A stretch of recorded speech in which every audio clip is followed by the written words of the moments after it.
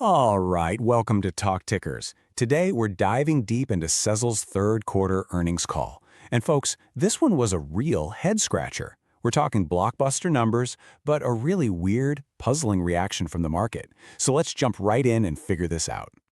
So yeah, this is the big question, right? Sezzle absolutely crushed its earnings. I mean, blew the doors off expectations. And yet, the stock ends up down double digits the very next day. So what gives? That's what we're here to unpack. We're going to look at the numbers, their new strategy, and the whole psychology behind this really surprising move.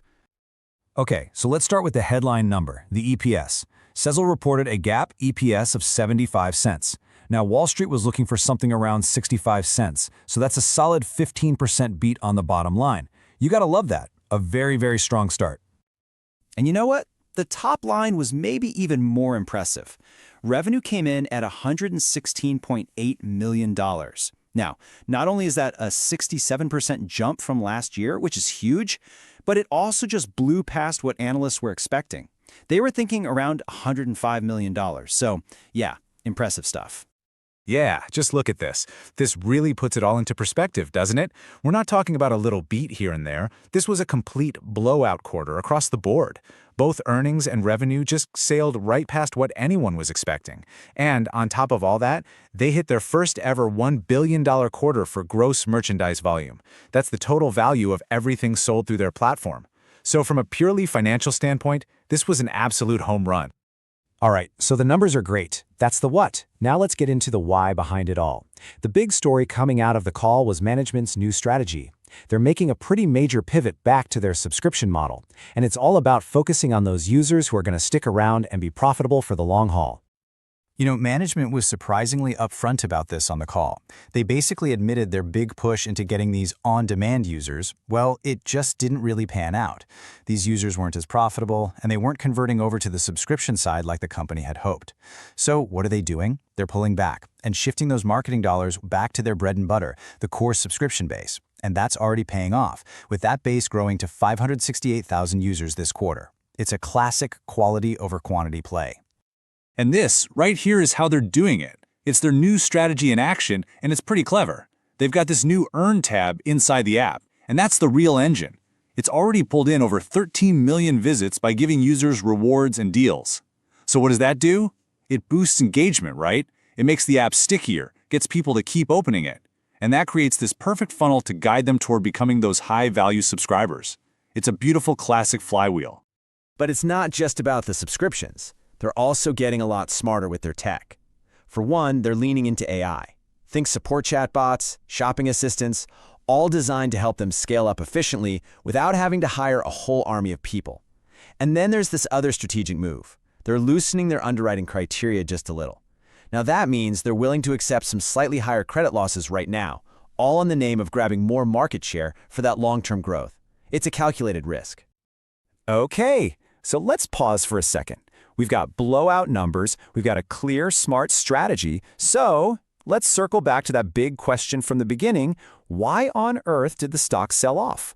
Well, to me, this has all the markings of a classic buy the rumor, sell the news situation. I mean, just look at this timeline. It tells the whole story.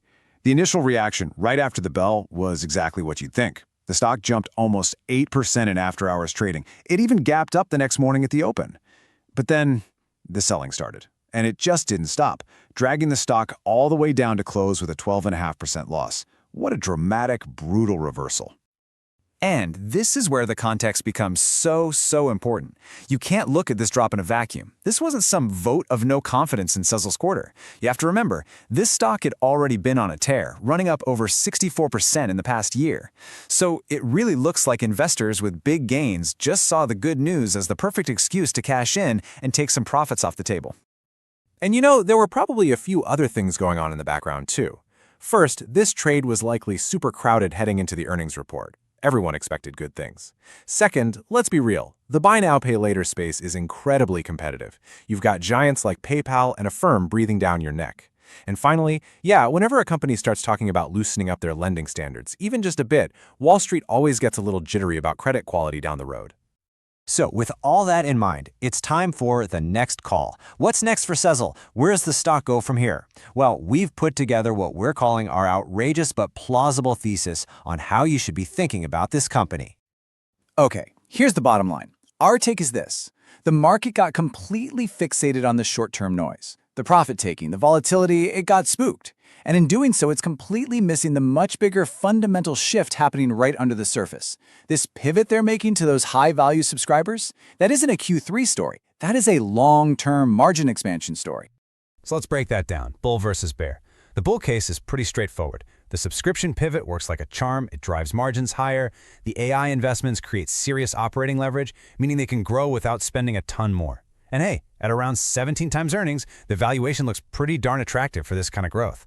Now the bear case, competition gets even tougher and starts eating into their take rate. Those looser credit standards, they come back to bite them.